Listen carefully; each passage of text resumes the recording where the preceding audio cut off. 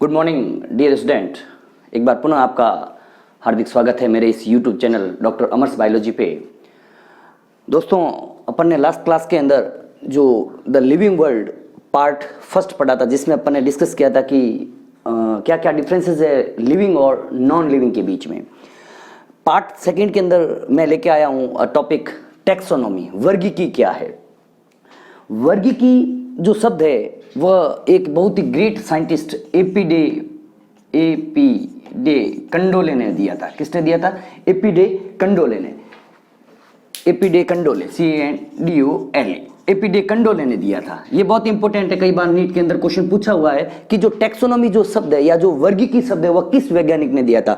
वर्गीकी शब्द AP de Candolle ने दिया था। इन्होंने एक बुक लिखी थी जिसका नाम था थ्योरी ऑफ एलिमेंट्री बॉटनी।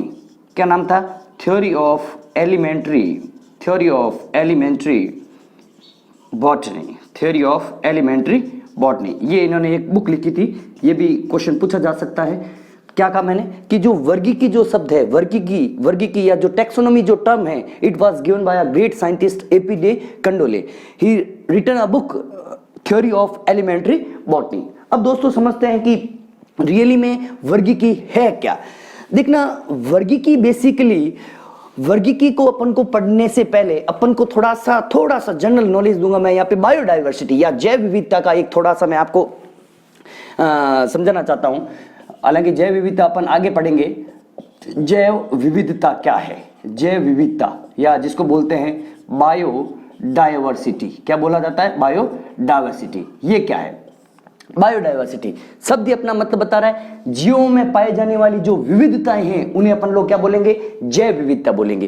कि मतलब लिविंग बींग्स के अंदर जितने भी लिविंग बींग्स हैं उनके अंदर जितनी भी प्रकार की जो डाइवर्सिटीज है, मतलब जो विविधताएं हैं, उनको वेरिएबिलिटीज है, उनको अपन लोग क्या बोलेंगे? जैव विविधता कहेंगे। अब देखना, जब नेचर के अंदर बहुत सारे जीव जंतु या कई सारे सजीव पाए जाते हैं तो वैज्ञानिकों ने एक्चुअली वर्गीकी है क्या, वैज्ञानिकों ने उन सबको उनके गुणों के आधार पर, उनकी सिमिलरिटीज के आधार पर एक समूह में रखा और उनकी डिसिमिलरिटीज के आधार पर अलग अलग समूह में रखा। तो वही रियली में वर्गीकी वही है कि एक्चुअली वर्गीकी क्या है कि वर्गीकी उन सिद्धांतों व वर्गीकरण, उन सिद्धांतों का अध्ययन है जो वर्गीकी या जो टैक्सोनॉमी क्या है। टैक्सोनॉमी क्या है कि वर्गीकी उन सिद्धांतों और विधियों का अध्ययन है जिन्हें वर्गीकरण में काम में लिया जाता है। उन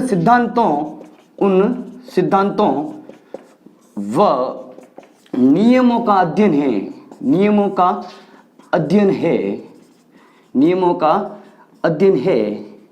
जिन्हें वर्गीकरण में काम में लिया जाता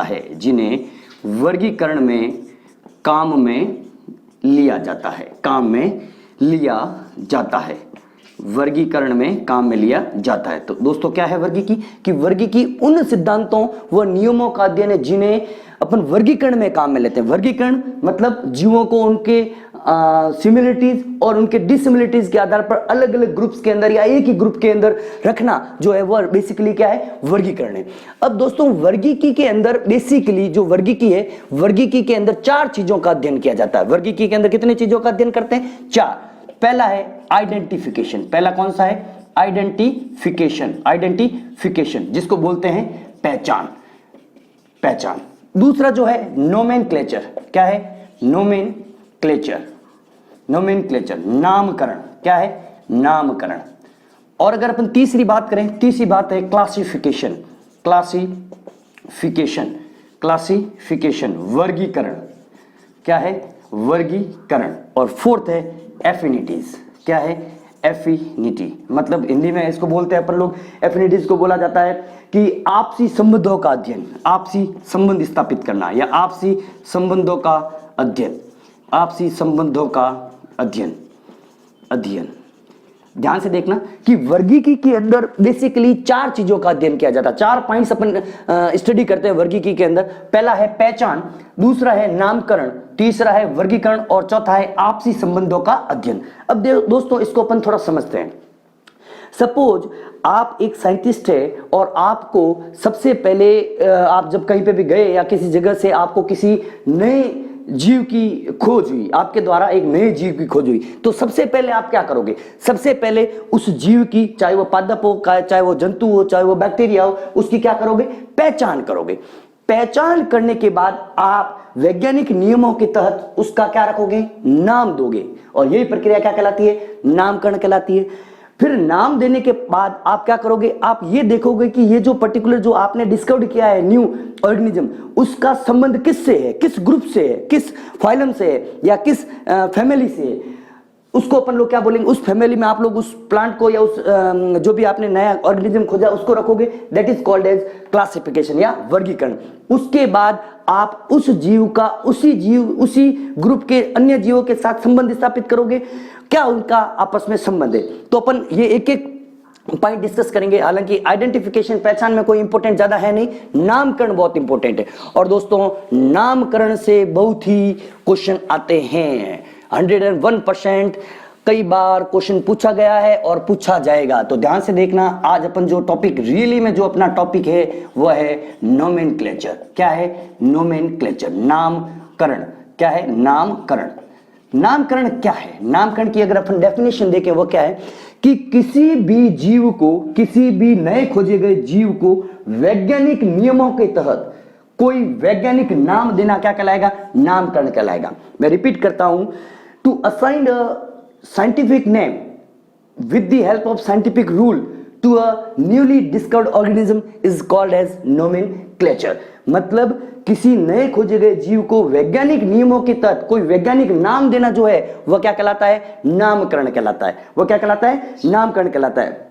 देखना, अपने जो सिलेबस के अंदर है वह है binomial nomenclature. Binomial nomenclature, binomial nomenclature, binomial nomenclature मतलब द्विनाम पद्धति, द्विनाम पद्धति, द्विनाम पद्धति। दोस्तों ध्यान से देखना, क्योंकि इसमें से नीट के अंदर कई बार क्वेश्चन पूछा हुआ है।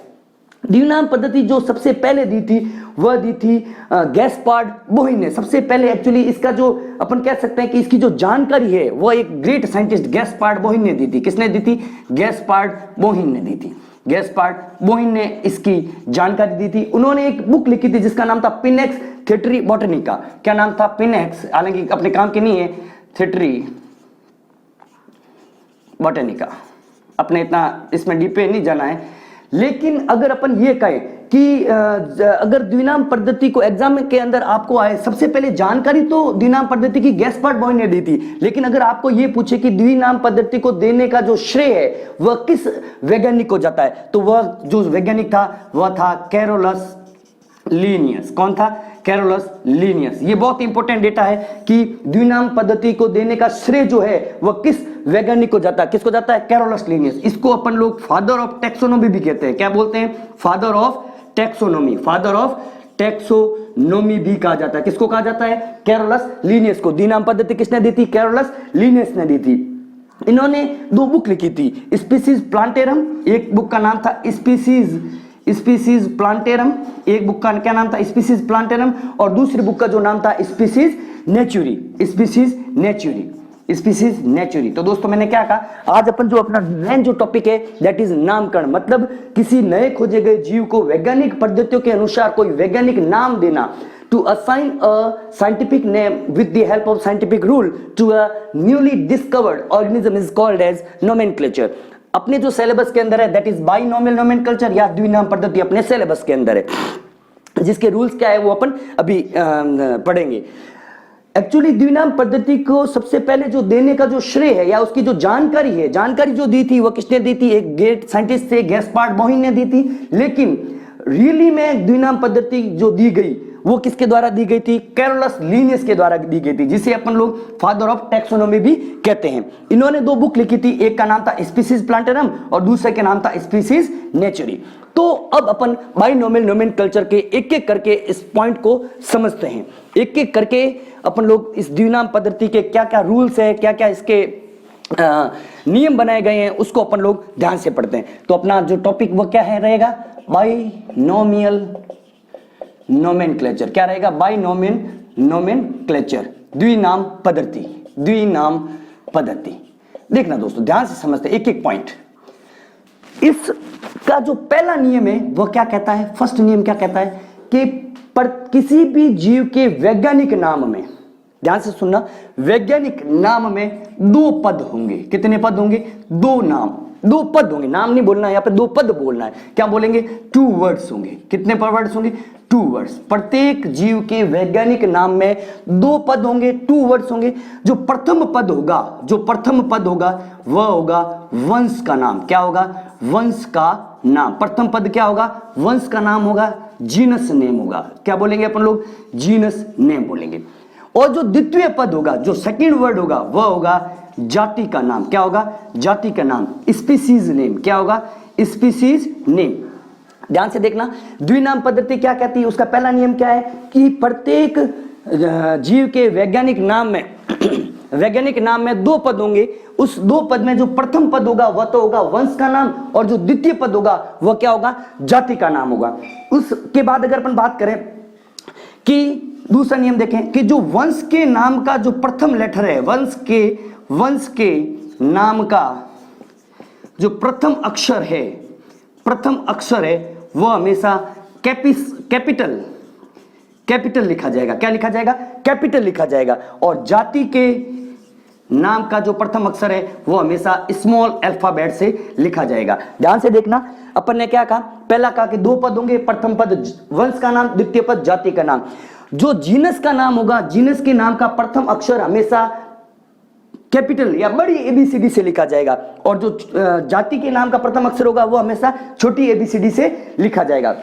उसके बाद अगर बात करें कि भाषा क्या होनी चाहिए, देखना जो भाषा जो है, इसकी जो भाषा है वो हमेशा लैटिन या ग्रीक रहती है। कौन सी रहती है? लैटिन या ग्रीक रहती है। अब आप कहोगे सर लैटिन या ग्रीक भाषा क्यों रखी? क्योंकि यह एक डेड लैंग्वेज है। क्या है? डेड लैंग्वेज है। डेड लैंग्वेज है, मृत भाषा है। यह एक मृत भाषा है जिसमें कभी भी किसी भी प्रकार का कोई अंतर नहीं होगा। जैसे इंग्लिश में तो दोस्तों देखो अंतर रहता है। जैसे पहले अपन कलर को ये लिखते थे, अब कलर को ये भी लिखा जाता है। अगर वैज्ञानिक नाम जो भी नेम्स है उनके अंदर ऐसा अगर होगा तो थोड़ा प्रॉब्लमेटिक हो सकता है। ठीक है, तो मतलब जो भाषा जो थी वह थी, कौन सी थी भाषा? हमेशा कौन सी होनी चाहिए? या तो लैटिन भाषा होनी चाहिए या ग्रीक भाषा होनी चाहिए, because they are the dead language. इनमें किसी भी प्रकार का कोई अंतर नहीं पाया जाता। उसके अगर बात करें क्या है? फोर्थ पॉइंट देखें कि अगर अपन ने वैज्ञानिक नाम को, जो भी वैज्ञानिक नाम है किसी भी जीव का जो वैज्ञानिक नाम है उसको अगर अपन को लिखना है, सपोज मैंने लिखा जीनस का नाम, ये सपोज कोई है जीनस का नाम है और ये स्पीसीज का नाम है, अगर मैंने इसको हाथों से लिखा है तो इसको अलग अलग रेखांकित करेंगे। क्या करेंगे? अलग अलग रेखांकित करेंगे। और कंप्यूटर से टाइप करते वक्त क्या करेंगे? अपन इसका अलग अलग रेखांकन करेंगे, मतलब उनके नीचे अलग अलग अंडरलाइन किया जाएगा। अगर कंप्यूटर से टाइप कर रहे हैं तो कंप्यूटर से टाइप करने पर यहां पर इटैलिक इनको टाइप किया जाएगा। कंप्यूटर से टाइप करने पर क्या किया जाएगा? इटैलिक। अगर आपने कंप्यूटर से टाइप किया है और इटैलिक किया है तो आपको अंडरलाइन करने की जरूरत नहीं है। उसके बाद अगर अपन बात करें कि जिस वैज्ञानिक जो है जिसने वह नामकरण दिया है, जैसे मैं कह रहा हूं, जैसे जीनस, ये है जीनस का नाम, अंडरलाइन कर दिया, ये है स्पीसीज का नाम, और जिस वैज्ञानिक ने यह नाम दिया है उसका नाम ब्रैकेट में एब्रिवेटेड फॉर्म में, जैसे सपोज लिनियस ने दिया तो एब्रिवेटेड फॉर्म ऐसे लगा देंगे। वैज्ञानिक का नाम हमेशा जाति के नाम के पीछे कोष्टक के अंदर लिखना है, ना तो उसे अंडरलाइन करना है और ना ही उसे क्या करना है? इटैलिक करना है। अब दोस्तों बहुत ही इंपॉर्टेंट चीज बता रहा हूं, यहां से क्वेश्चन पूछा जा सकता है।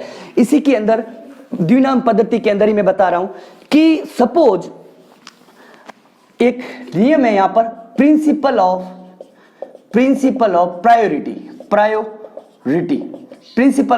प्रायोरिटी, या अपन हिंदी में इसको बोलते हैं प्रायिकता का सिद्धांत। हिंदी में क्या बोला जाता है? प्रायिकता का सिद्धांत। क्या बोलते हैं? प्रायिकता का सिद्धांत। क्या बोला जाता है? प्रायिकता का सिद्धांत। देखना दोस्तों, सपोज मैं कह रहा हूं कोई एक ही जीव है, खोजा गया, नया खोजा गया है। क्या है? नया खोजा गया, एक ही जीव है जो नया खोजा गया है, लेकिन उस जीव के दो अलग अलग वैज्ञानिकों ने, ध्यान से सुनना, एक ही जीव है और उसे नया खोजा गया है, लेकिन उसी जीव के दो अलग अलग वैज्ञानिकों ने अलग अलग नाम प्रस्तुत किए। जैसे कोई वैज्ञानिक था, वैज्ञानिक वैज्ञानिक ए है उसने इसका नाम सपोज रख दिया एक्स, और एक जो वैज्ञानिक है वैज्ञानिक का नाम है बी, उसने इसका नाम रख दिया वाई। एक एग्जाम्पल के तौर पे समझ रहे हैं। अब कौन सा नाम मान्य होगा? तो वह नाम मान्य होगा जो पहले दिया गया है। सपोज मैं कह रहा हूं ये दिया गया है 1 जुलाई 1994 को, और ये दिया गया है 11th या 10th जुलाई 1994 को। दोनों की डेट अलग है, कि मतलब अगर एक जीव है जो नया खोजा गया है, उसके दो अलग अलग वैज्ञानिकों ने अलग अलग नाम दिए हैं। एक वैज्ञानिक ए था, उसने उसका नाम रखा एक्स, दूसरा वैज्ञानिक था बी, उसने उसका नाम रखा वाई। तो अब कि कौन सा नाम मान्य होगा? वह नाम मान्य होगा जो पहले दिया गया है। कौन सा मान्य होगा? वह नाम मान्य होगा जो क्या दिया गया है, पहले दिया गया है। इसी को अपन लोग क्या बोलते हैं? प्रायिकता का सिद्धांत कहते हैं। अब दोस्तों एक और पॉइंट बताता हूं, देखना कि सॉरी, अगर मैं कह रहा हूं जैसे पादपों के जो नाम है, प्लांट्स के नाम है, प्लांट्स के नामकरण के लिए कौन सी संस्था काम करती है? आईसीबीएन। आईसीबीएन इसकी फुल फॉर्म कई बार पूछी गई है। इंटरनेशनल कोड ऑफ, क्या है? International code of botanical nomenclature. International code of botanical nomenclature, मतलब पादपों के नामकरण के लिए जो संस्था काम करती है, किसके नियम अपन मानेंगे? आईसीबीएन के मानेंगे। अगर एनिमल्स की बात करें, अपन एनिमल्स की बात करें, जंतुओं की बात करें, तो काम आएगा आईसीजेडएन। क्या आएगा काम? ICZN, international